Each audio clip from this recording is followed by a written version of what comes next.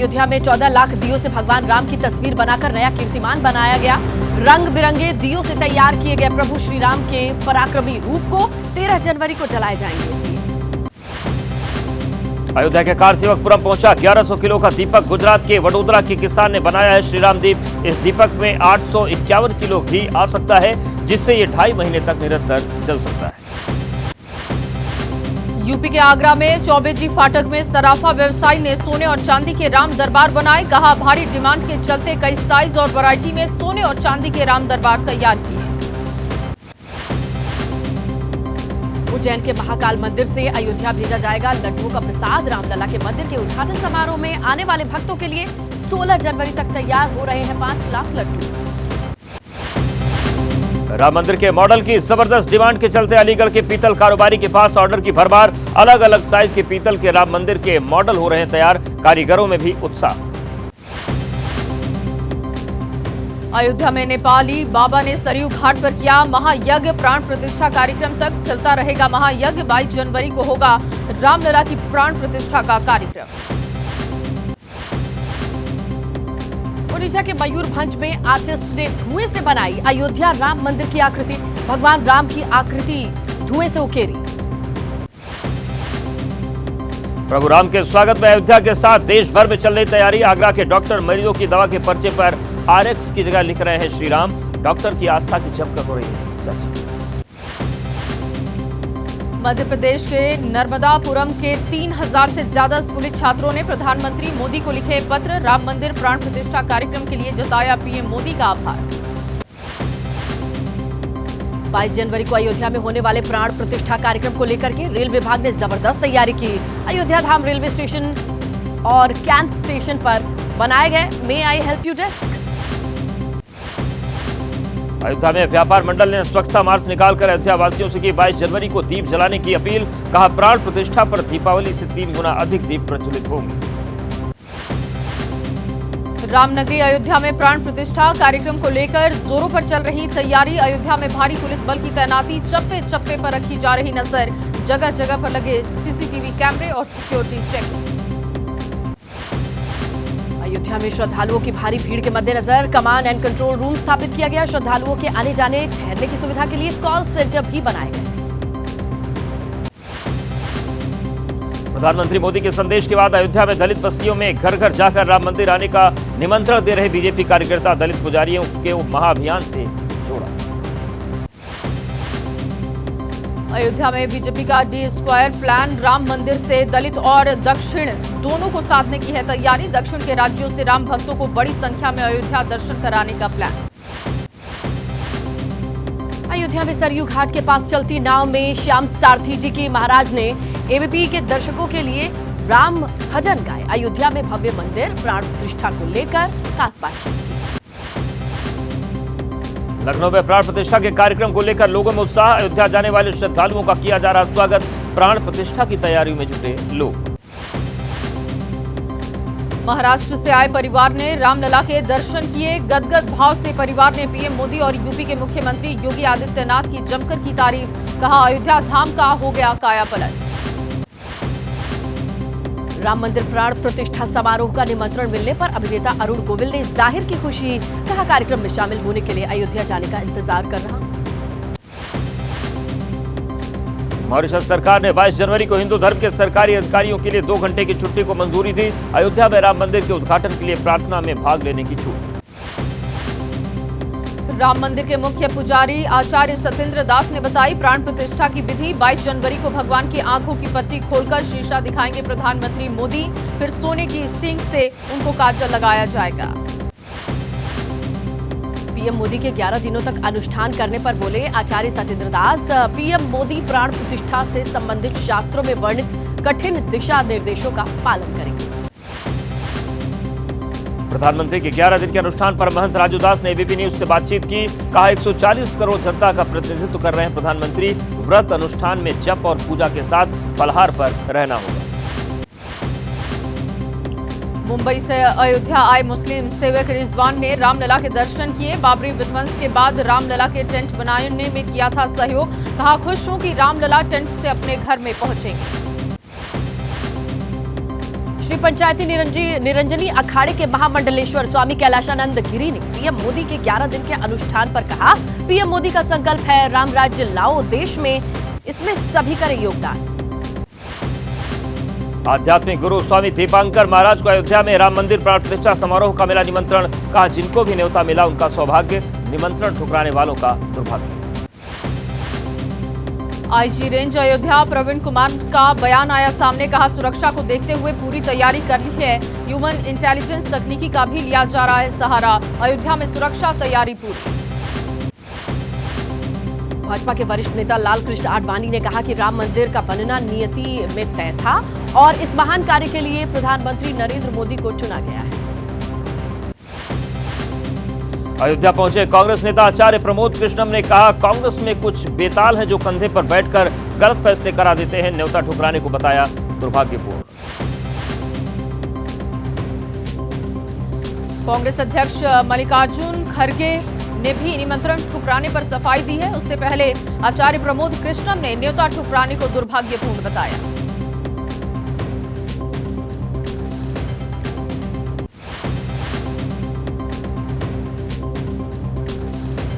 और मल्लिकार्जुन खड़गे ने भी इसी पर अपनी प्रतिक्रिया दी।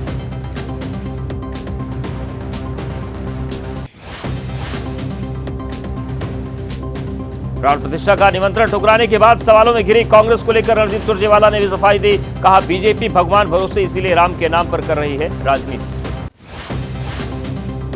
कांग्रेस नेता पवन खेड़ा ने राम मंदिर की प्राण प्रतिष्ठा को बताया राजनीतिक कार्यक्रम, कहा अगर चारों शंकराचार्य नहीं जा रहे तो क्या आप उन्हें भी सनातन विरोधी कहेंगे। कर्नाटक के सीएम सिद्धारमैया ने बीजेपी पर पलटवार किया, कहा हमें कोई निमंत्रण नहीं मिला, बीजेपी पर राम मंदिर के नाम पर राजनीति का आरोप लगाया, कहा 22 जनवरी के बाद जाएंगे अयोध्या। राम मंदिर प्राण प्रतिष्ठा के निमंत्रण पर सपा प्रमुख ने फिर किया स्पष्ट, कहा जब राम बुलाएंगे तब हम जाएंगे, कहा पहले बीजेपी बताए कि क्या चारों शंकराचार्य भी सनातन विरोधी। पूर्व केंद्रीय मंत्री मुख्तार अब्बास नकवी को भी मिला राम मंदिर के प्राण प्रतिष्ठा समारोह में शामिल होने का आमंत्रण, मुख्तार अब्बास नकवी ने जताई खुशी। बीजेपी नेता रवि शंकर प्रसाद ने कहा कि पूरी दुनिया कर रही है प्राण प्रतिष्ठा की प्रतीक्षा, कांग्रेस पर निशाना साधा, का निमंत्रण ठुकराने वालों का ऐसा हाल होगा कि वोट मांगने लायक भी नहीं रहेंगे। निमंत्रण ठुकराने पर कांग्रेस पर हमला और बीजेपी नेता शहनवाज हुसैन ने कहा कांग्रेस नेताओं के न जाने से कार्यक्रम रुकने वाला नहीं है, जनता सब देख रही है, जवाब देगी। केंद्रीय मंत्री मीनाक्षी लेखी ने कहा राम मंदिर को लेकर कांग्रेस के रुख से पूरा देश वाकिफ है, कहा इन्होंने राम को काल्पनिक बताया लेकिन चुनाव में नहीं भूलते मंदिर जाना। राम मंदिर की प्राण प्रतिष्ठा समारोह पर केंद्रीय मंत्री सर्बानंद सोनोवाल बोले, हर भारतीय के लिए सबसे बड़ा अवसर है, कांग्रेस अब अपना विश्वास खो चुकी है। बीजेपी नेता शिवराज सिंह चौहान ने कांग्रेस के राम मंदिर प्राण प्रतिष्ठा में शामिल नहीं होने के फैसले को दुर्भाग्यपूर्ण बताया, कहा विनाश काले विपरीत बुद्धि। आज इंडिया गठबंधन नेताओं की होगी वर्चुअल बैठक, सूत्रों के मुताबिक इंडिया गठबंधन के संयोजक बन सकते हैं नीतीश कुमार, खड़गे को बनाया जा सकता है अध्यक्ष। सूत्रों के हवाले से खबर, इंडिया गठबंधन की बैठक में ममता बनर्जी ने बाइकआउट करने का फैसला लिया, आज होने वाली बैठक में शामिल नहीं होंगी ममता बनर्जी। इंडिया गठबंधन में सीट शेयरिंग को लेकर आज कांग्रेस की गठबंधन समिति की जेएमएम के साथ बैठक होगी, झारखंड की 14 सीटों पर कांग्रेस का 9 सीटों पर दावा। दिल्ली में कांग्रेस अलायंस कमेटी की आप नेताओं के साथ बैठक हुई, मुकुल वासनिक, सलमान खुर्शीद और आप नेता आतिशी, सौरभ भारद्वाज और राघव चड्ढा मौजूद रहे। इंडिया गठबंधन में सीट बंटवारे पर कांग्रेस की एसपी के साथ बैठक टली, अब 15 जनवरी को कांग्रेस अलायंस कमेटी और समाजवादी पार्टी नेताओं के साथ बैठक। लोकसभा चुनाव की तैयारियों को लेकर एसपी अध्यक्ष अखिलेश यादव ने आज पार्टी के सभी प्रवक्ताओं की बैठक बुलाई, लखनऊ में पार्टी कार्यालय पर यह बैठक हुई।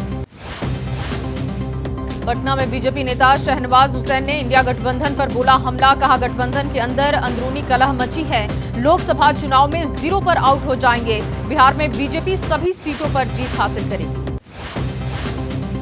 लोकसभा चुनाव की तैयारियों पर राजस्थान के जयपुर में बीजेपी की बड़ी बैठक में सीएम भजन लाल, प्रदेश अध्यक्ष सीपी जोशी समेत कई पदाधिकारी मौजूद रहे।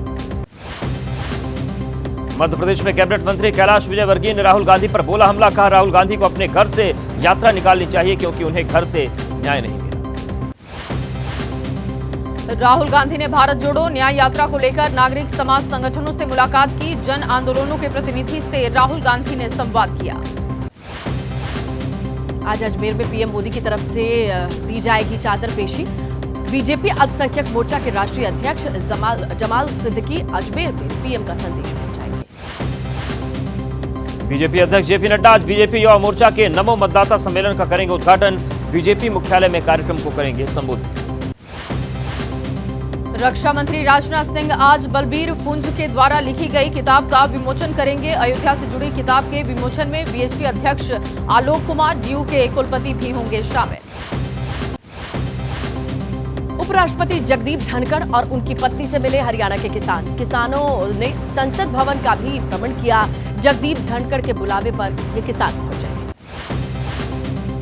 बिहार के सीएम नीतीश कुमार बीपीएससी से चयनित शिक्षकों को बांटेंगे नियुक्ति पत्र। 25,000 शिक्षकों को आज सीएम से मिलेगा ज्वाइनिंग लेटर। तेजस्वी यादव की मौजूदगी में आरजेडी कार्यालय पर होमगार्ड अभ्यर्थियों का प्रदर्शन। भारी संख्या में अभ्यर्थियों ने तेजस्वी की गाड़ी का घंटों किया घेराव। कोलकाता में ईडी ने पश्चिम बंगाल के मंत्री टीएमसी नेताओं के आवास पर छापा मारा। मंत्री सुजीत बोस, विधायक तपस रॉय, सुबोध चक्रवर्ती के घर पर छापेमारी। टीएमसी नेताओं के आवास पर ईडी की छापेमारी पर बोले टीएमसी नेता कुणाल घोष। कहा बीजेपी के इशारों पर टीएमसी नेताओं को किया जा रहा परेशान। बंगाल में बीजेपी को मिलेगी हार। पीएम मोदी ने मुंबई को नवी मुंबई से जोड़ने वाले देश के सबसे लंबे समुद्री पुल का उद्घाटन किया। 17,840 करोड़ रुपए की लागत से बनकर तैयार हुआ है पुल। 21 किलोमीटर से ज्यादा लंबे समुद्री पुल से नवी मुंबई और अंतर्राष्ट्रीय हवाई अड्डे को कनेक्टिविटी मिलेगी। कम समय में होगी मुंबई और पुणे की यात्रा। पीएम मोदी ने भूमिगत सड़क सुरंग का आधारशिला रखी। 9 किलोमीटर 200 मीटर लंबी सुरंग का 8700 करोड़ की लागत से निर्माण होगा। ईस्टर्न फ्रीवे को मरीन ड्राइव से जोड़ेगी। नवी मुंबई में पीएम मोदी ने सभा स्थल से मंच तक किया रोड शो। पीएम के कार्यक्रम में उमड़ा जन सैलाब। पीएम मोदी ने जनता का किया अभिवादन। स्वच्छता सर्वेक्षण में सबसे स्वच्छ शहर की श्रेणी में एनडीएमसी को मिला 7वां स्थान। उपलब्धि पर आप नेता दुर्गेश पाठक बोले कि सीएम केजरीवाल की मेहनत रंग लाई। गुजरात वाइब्रेंट समिट के समापन समारोह में गृह मंत्री अमित शाह ने किया संबोधित। कहा यह देश के विकास को दिशा देने वाली समिट। आज ढेर सारी चीजों में काफी परिवर्तन आया है। स्वामी विवेकानंद जयंती के अवसर पर सीएम सिद्धारमैया ने 5वीं गारंटी लॉन्च की। कर्नाटक में युवा निधि योजना के तहत बेरोजगार युवाओं के खाते में पहुंची राशि। संसद सुरक्षा सेंध मामले में सभी आरोपियों को पटियाला हाउस कोर्ट में पेश किया जाएगा। आज सभी की खत्म हो रही है पुलिस हिरासत। बिहार के फुलवारी शरीफ रेप केस में पुलिस ने एक आरोपी को किया गिरफ्तार। पुलिस को आरोपी को फोन में मिला वीडियो। पुलिस वारदात से जुड़े अन्य आरोपियों को लगा रही है सुराग। फुलवारी शरीफ रेप केस पर बिहार के डिप्टी सीएम तेजस्वी यादव का बयान। कहा जो भी दोषी होगा उसे बख्शा नहीं जाएगा। दोषियों को कड़ी से कड़ी सजा दिलाने का करेंगे काम। पश्चिम बंगाल के 24 परगना में ईडी की टीम के हमले मामले पर 2 आरोपी गिरफ्तार। सीसीटीवी फुटेज के आधार पर दोनों की पहचान हुई। दोनों से पूछताछ जारी। गोवा में 4 साल के मासूम की हत्या के मामले में महिला सीईओ सूचना सेट को लेकर पुलिस ने क्राइम सीन रिक्रिएट किया। थाने ले जाकर आरोपी महिला से पूछताछ में जुटी पुलिस। यूपी के पीलीभीत में अवैध संबंध के शक में शख्स ने पत्नी की हत्या कर दी। पुलिस ने आरोपी को मौके से किया है गिरफ्तार। शव को अब पोस्टमार्टम के लिए भेजा गया। कर्नाटक के हावेरी में होटल में कपल से मारपीट मामले में पुलिस ने दर्ज कराया पीड़िता का बयान। मामले में पुलिस ने 4 आरोपियों को गिरफ्तार किया। बिहार के नवादा में रेलवे रैंक पॉइंट पर रंगदारी को लेकर 2 गुटों में चली गोलियां। 2 लोग गोली लगने से घायल हुए। दोनों को अस्पताल में भर्ती करवाया गया। जम्मू कश्मीर के पुंछ में संदिग्ध आतंकवादियों ने सेना के वाहनों पर गोलीबारी की। गोलीबारी में सभी सुरक्षाकर्मी सुरक्षित हैं। घटना के बाद इलाके में सेना ने शुरू किया सर्च ऑपरेशन। राजस्थान के जोधपुर में एसडीएम अस्पताल के एमडीएम अस्पताल के बाहर बड़ी लापरवाही सामने आई। लाइट जाने से वेंटिलेटर पर मरीज की मौत के बाद परिजनों ने अस्पताल परिसर में हंगामा किया। चेन्नई में बंगाल की खाड़ी में भारतीय नौसेना और जापान की नौसेना ने सैन्य अभ्यास किया। समुद्र में दिखाई नौसेना ने ताकत। दोनों देशों की नौसेना को दी जा रही है ट्रेनिंग। हिमाचल प्रदेश के कुल्लू मनाली में आग से धधक रहे हैं जंगल। पहाड़ों पर जंगलों में आग फैल रही है। कीमती पेड़ वन संपदा को नुकसान। जम्मू कश्मीर के कुपवाड़ा में एक घर में लगी आग। आग लगने से इलाके में हड़कंप मच गया। आग लगने की वजह का पता नहीं चला। देश में आज मनाया जा रहा है लोहड़ी का पर्व। पंजाब और जम्मू कश्मीर की लोहड़ी पर्व की धूम देखने को मिली। लोहड़ी की शाम में आग जलाकर की जाएगी अग्नि की पूजा। जम्मू कश्मीर के सांबा में स्थानीय लोगों ने सुरक्षा जवानों के साथ मनाया लोहड़ी का त्योहार। बॉर्डर पर तैनात जवानों के साथ लोहड़ी के जश्न में हिस्सा लिया। जम्मू में जिला प्रशासन और रघुनाथ बाजार बिजनेस एसोसिएशन की ओर से लोहड़ी पर्व पर रंगारंग कार्यक्रम का आयोजन। पहाड़ी कलाकारों ने गीत गाकर लोगों का मनोरंजन किया। गुजरात के बनासकांठा में भारत पाक सीमा पर मनाया गया पहला अंतर्राष्ट्रीय काइट फेस्टिवल। आसमान में दिखी रंग बिरंगी पतंगे। उत्तर भारत में सर्दी का सितम जारी। दिल्ली एनसीआर में पारा लुढ़का। ठंड से ठिठुर रहे हैं लोग। अलाव का ले रहे हैं सहारा। मौसम विभाग ने 16 जनवरी तक घना कोहरा छाए रहने का अनुमान जताया। दिल्ली में ठंड का सितम जारी। शीतलहर के बीच रैन बसेरों का सहारा ले रहे हैं बेघर लोग। अलाव के सहारे ठंड से निजात पाने की कोशिश। पश्चिम बंगाल, ओडिशा सहित पहाड़ी राज्य हिमाचल प्रदेश, उत्तराखंड में कोहरे का अलर्ट है। बिहार, उत्तरी मध्य प्रदेश, असम, मेघालय में भी मौसम विभाग ने फॉग का अलर्ट जारी किया। पंजाब हरियाणा में रिकॉर्ड तोड़ सर्दी का सितम झेल रहे हैं लोग। पंजाब हरियाणा के कुछ हिस्सों में सीवियर कोल्ड डे स्थिति अभी भी जारी है। कुछ दिन और सर्दी से राहत की उम्मीद नहीं। मौसम विभाग ने पहाड़ों पर बारिश और बर्फबारी का जताया अनुमान। उत्तराखंड के कुछ हिस्सों में कोल्ड डे की स्थिति। पश्चिमी हिमालय में छिटपुट जगहों पर बारिश और बर्फबारी की संभावना।